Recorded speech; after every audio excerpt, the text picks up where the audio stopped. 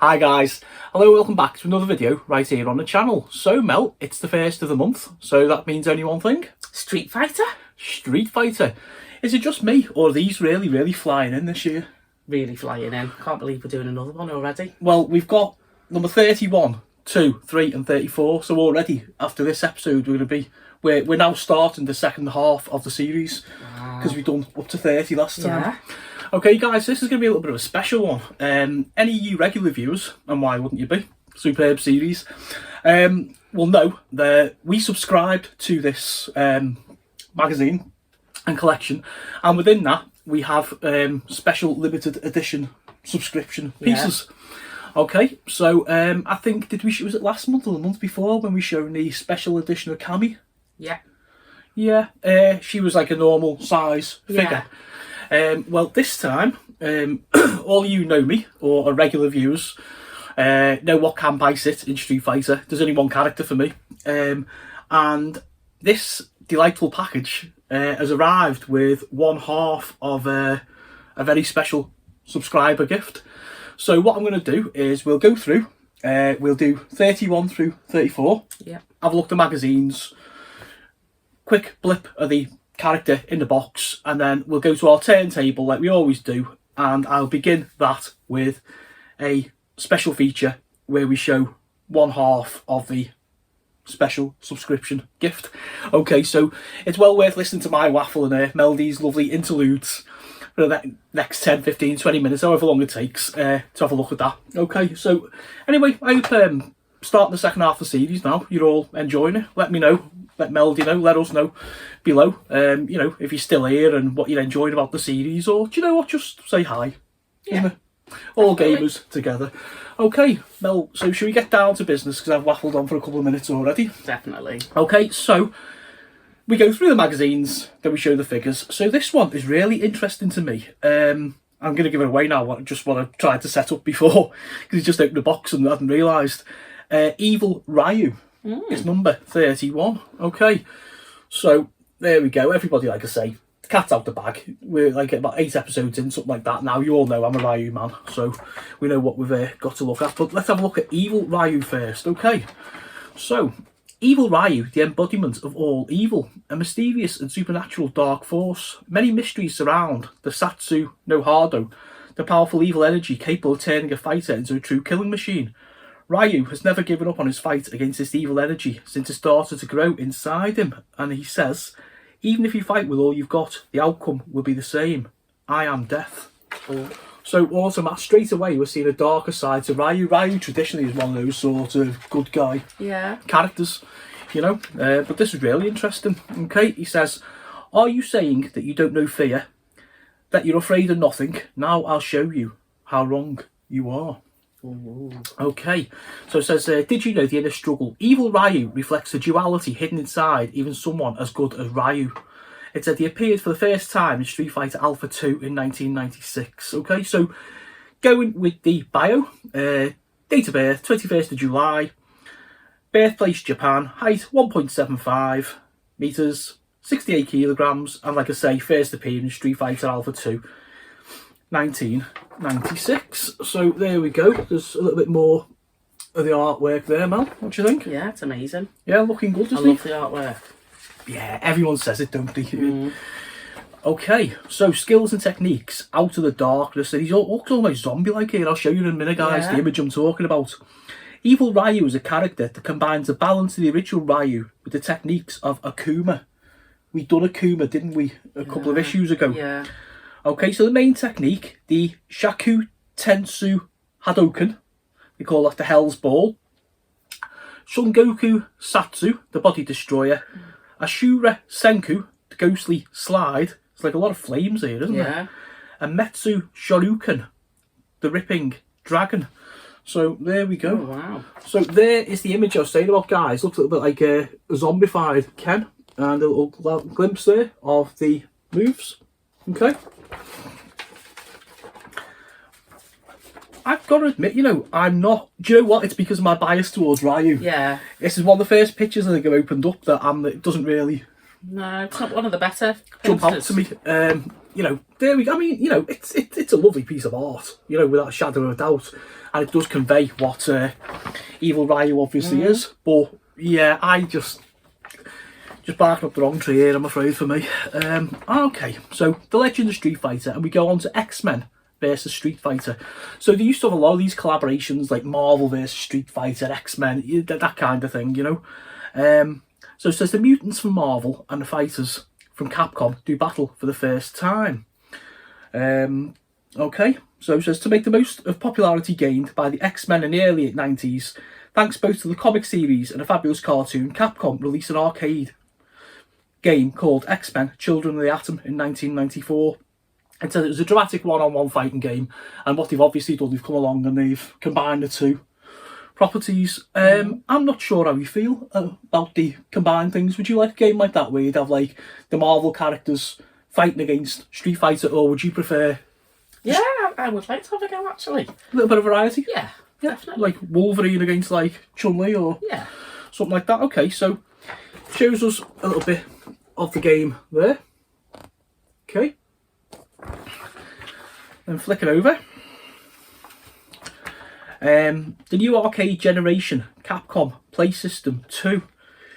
Okay, so the cartridge and motherboard of CPS2 connects similar to a console. So I'm just going to show you this here because it looks a bit like a Super Nintendo, the Japanese version, Super Famicom, to me. We got caught out, didn't I? Was it last issue? Over the other Capcom board. Yeah.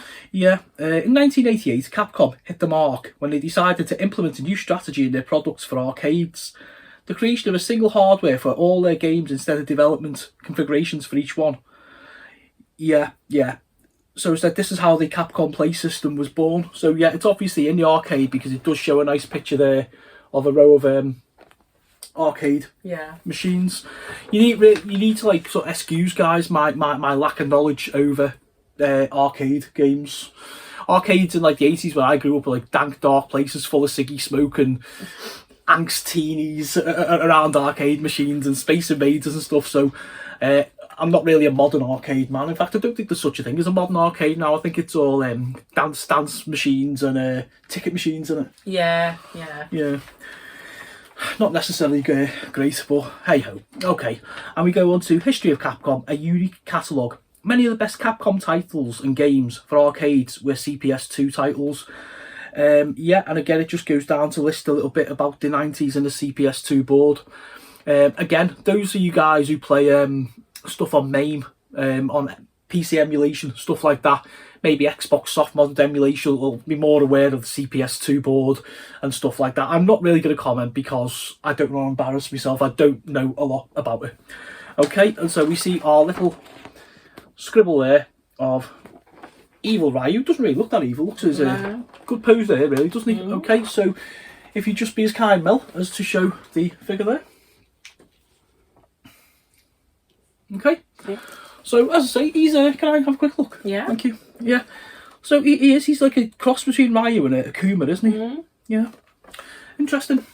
Okay, so moving on from a strange start with Evil Ryu, we go on to Oni. Now this guy looks another kind of demonic kind of character, doesn't he? He does, yeah. Yeah, so there's obviously quite a few dark kind of characters. It jumps out at me. People like sort of Glenn and people like that who enjoy stuff like Dungeons and Dragons, and Justin, maybe like a dark elf kind of vibe. You'll know what I mean, guys. You guys are into like D&D and stuff like that. Probably doesn't mean a lot to yourself. But... No, it doesn't. Okay, Oni, the fighting demon. The Satsu no Hardo in its perfect form. Akuma. There he is again. So we can see obviously the big link here. Akuma has been possessed by the Satsu no Hardo for decades, a mysterious dark energy that gave him enormous power, but which also corrupted his soul and cancelled his will. One fateful day, the man disappeared, and only the demon remained. Okay, and he says, "Stare at me, behold the face of death, and prepare to die." So Oni then, is he another version of Akuma? Yeah. Interesting stuff. Okay, so it says the player guide. From ogre to demon, Akuma became known as the fighting ogre, and for decades was feared all around the world. The more he fought to the death, the more he longed for the next fight that was supposed to be the final one, okay? And he says, you're asking what I am. There are some things that humans will never understand, and you're in front of one of those things. Okay, did you know unlimited power? Oni is the ultimate transformation of Akuma, though without a trace of his former will. In Street Fighter and its various spin-offs, we've seen many versions of Akuma, there you go, including Shin Akuma and Cyber Akuma, powerful transformations that tend to act as final bosses. Okay, so yeah, all interesting stuff, guys. So Akuma comes to light again, and you know, every issue we learn something, don't we? We go away, we usually after a video, we'll kind of go have a little blast on a Capcom arcade and a little go Street Fighter, won't we, and stuff. Yeah. And yeah, I feel now where the world has just got so much bigger, the Street Fighter universe. So yeah, you know, we're learning, more so myself as we go along, you know. Okay, so date of birth, it says probably ageless. Birthplace, probably an unearthly plane. Well, he's a demon, isn't he? So, you know. Height depends on the host body. In the case of Akuma, 1.78 metres. Weight depends on the host body. In the case of Akuma, 90 kilos. And it says his first appearance, Super Street Fighter 4, the arcade edition, in 2010. So he's quite late on, isn't he, considering some of the ones that they do. Okay, and his skills and techniques, it says here, Violence Unleashed. There's a cracking image of him there, about to get it on. Okay, so his moves, the main technique, Gahoa Doken, or the Gorai Hadouken, the Phantom Projections, Meido Gahado, Ashes to Ashes, Goshuru, yeah, that's the one. I'll try again. Goshuriken, the Dragon's Fang, every episode, doesn't it? Yeah. Tenchi Sokaigen, the Heavenly Destroyer. Okay, so there are those moves. Listed there with my fantastic pronunciation or lack of Japanese, guys. You know what I need to do? Dave Ram's learning Japanese, one of our regular viewers. So I might get Rami on. I mentioned him last month and get him to do some of the pronunciation. He's probably sitting there going, no! Okay, now that's quite... interesting. Yeah, I was going to say unique, isn't it? Yeah. So there is the picture of Oni, or Akuma, as we know him now, in his demon form. Okay.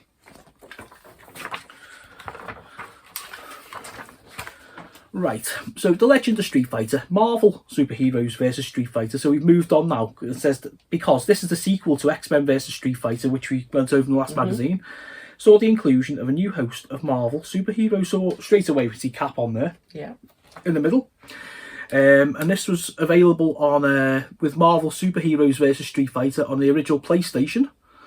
Yeah, and just shows us some screenshots of that. Yeah. So I say the particular thing I was talking about there, guys, you can spot Cap in the middle. And there's a couple of shots of the PlayStation boxes and covers. Okay. Moving on. Oh, look at this, Capcom Sports. Cool. The Japanese company released various titles in the sports genre. Okay, so this is Capcom Gold Medal Challenge 92. Mega Man Soccer. We met Mega Man last issue. Soccer Shootout. And what appears to just be a bunch of different sports titles. MVP football, American football for you guys, gridiron football in the States. And obviously like sort of Olympic kind of games. Yeah. We were little smiles on our faces there because on the Capcom arcade machine we have one of the Capcom Sports titles, and it is basically, it's fantastic, isn't it? Yeah, I love it. It's there's a basketball, tennis, and like five-a-side soccer, isn't there? Yeah. And they're brilliant because it's just like two buttons. Like, you know, say for the football, one button shoots, one button passes. And the same with the basketball and the tennis. Well, doesn't one hit like a harder shot or the other one a softer shot or something. But yeah, it's so playable. The night that we sat there playing them, isn't it? Yeah. And we've got a real rivalry going as well. We tend to love the basketball.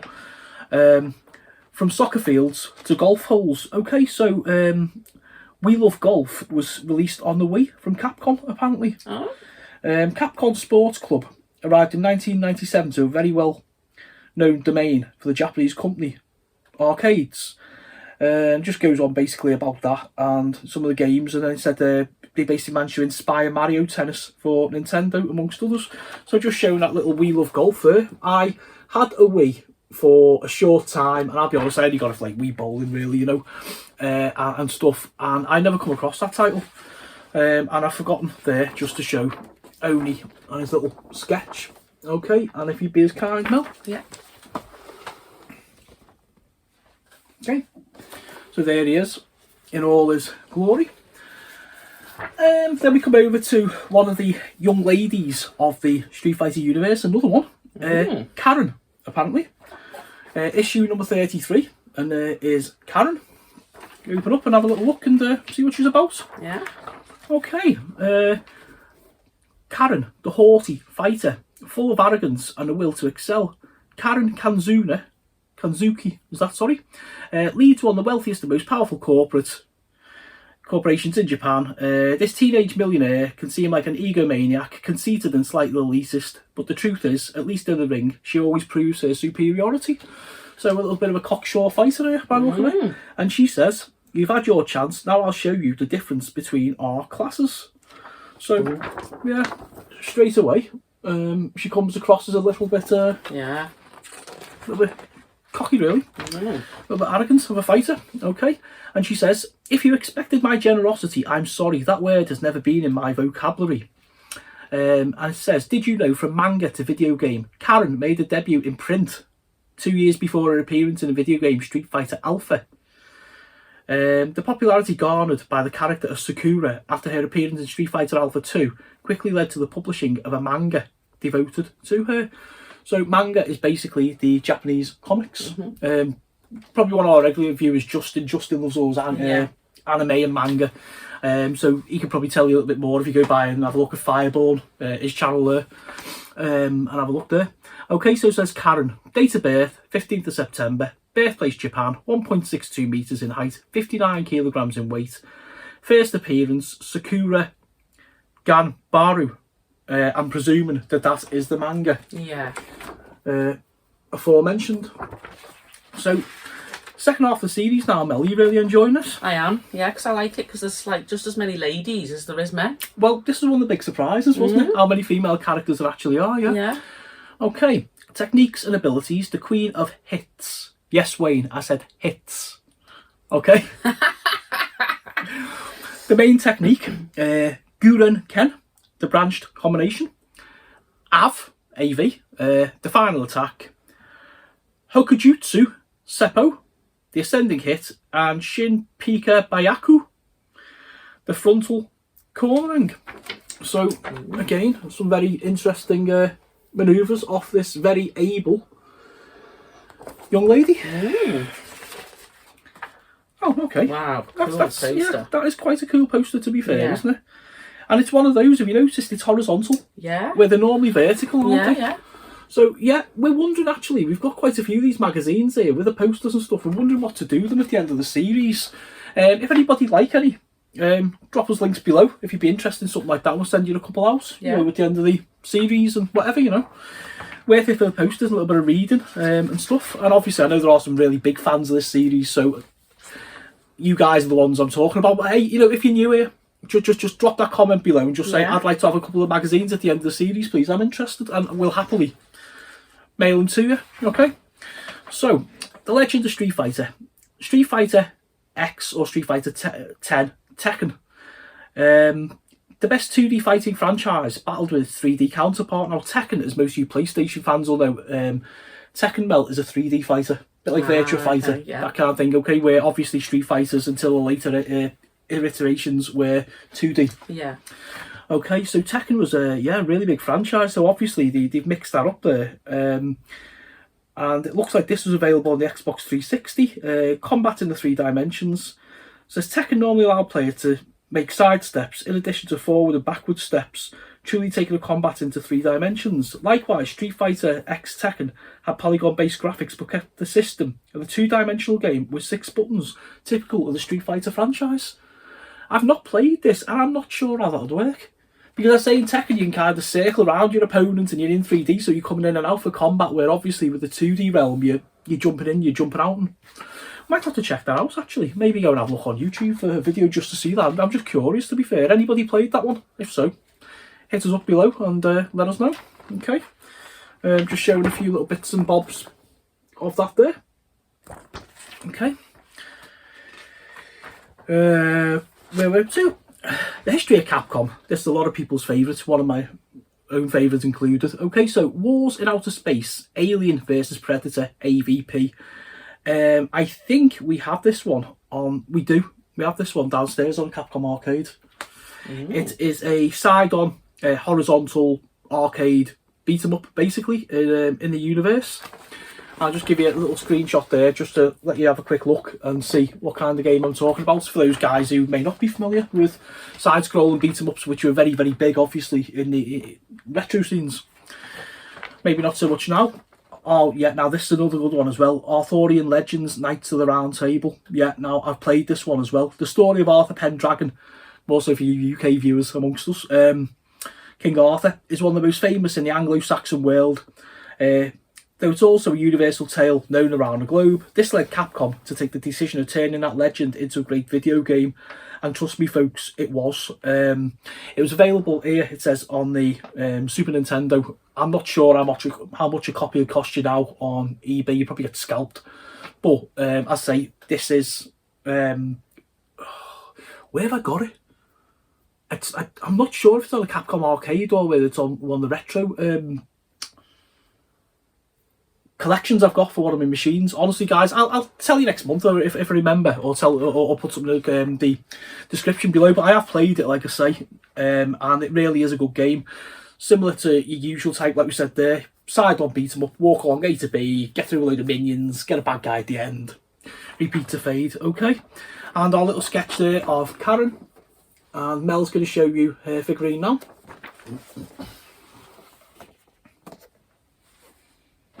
Thank you. And issue 34, if you're still with us, well done. And this is a guy called Yang.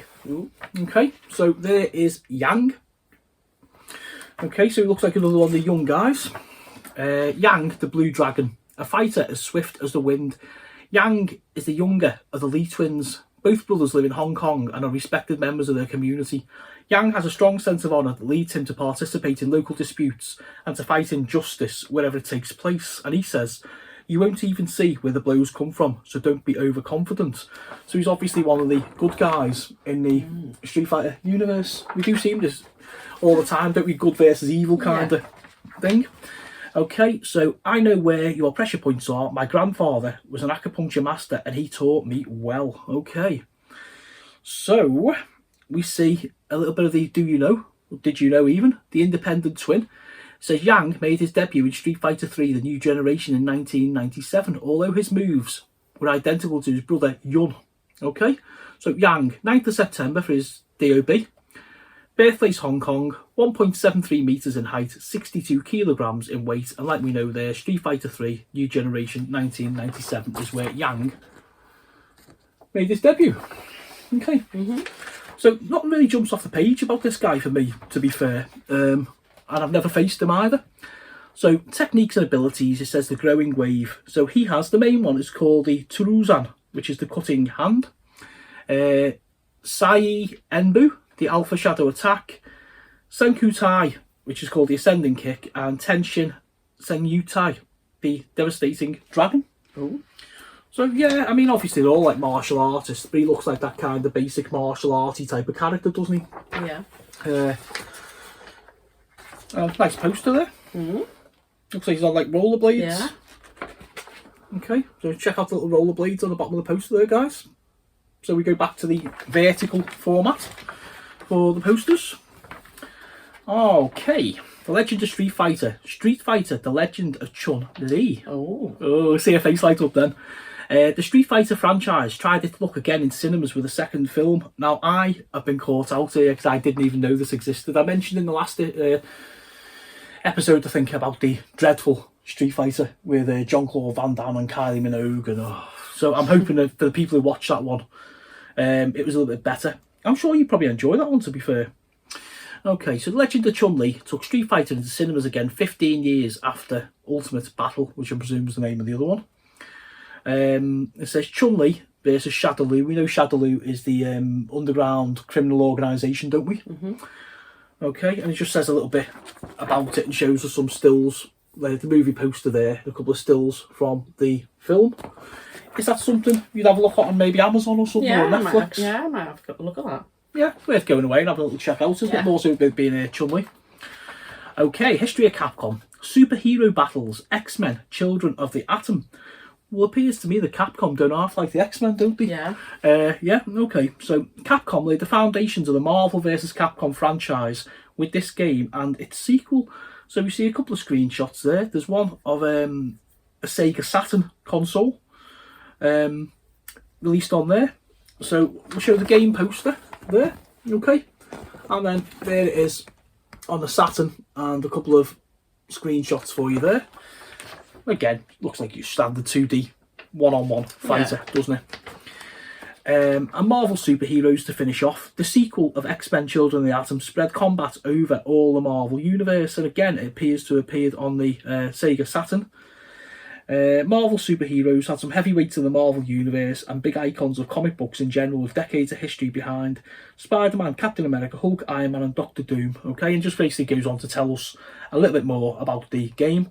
You can see the main player select there, which looks like they're going to have a matchup of Cap and Spider-Man. Okay, and finishing off there with a little sketch of Yang and his figure. Gonna say mini. They're not really minis, are they, to be fair? Okay, guys. So listen, this one's ran on a little bit longer. Hope you enjoyed it, and obviously, you know, now we're into the second half of the series. You still enjoying it, and you're still as passionate as we are, because we love making these for you guys, don't we? Yeah, we do. All right. Well, I'll tell you what. I'm aware of how long we've gone on for, so we are going to leave it there. If you fell across us via YouTube, word of mouth, Instagram, Twitter, Facebook, you know, like what you see. This series, other series, quite an eclectic collection of videos on the channel because we're nearly 2 years old now. You know, take a look back at them. Hit that subscribe button if you want to, you know, or if not, just come back and join us next month for another one. No pressure. You know, I make these videos, we make these videos, we just love talking to you guys and doing these. Yeah. All you returning folks, massive thank you as always. Keep an eye out now for the turntable where I'm going to show first our first part of our special subscriber giveaway, and then we'll go on to show you the other 4 of these guys who we have reviewed here. Okay, so until next month, Melody. Bye bye for now. See you all later.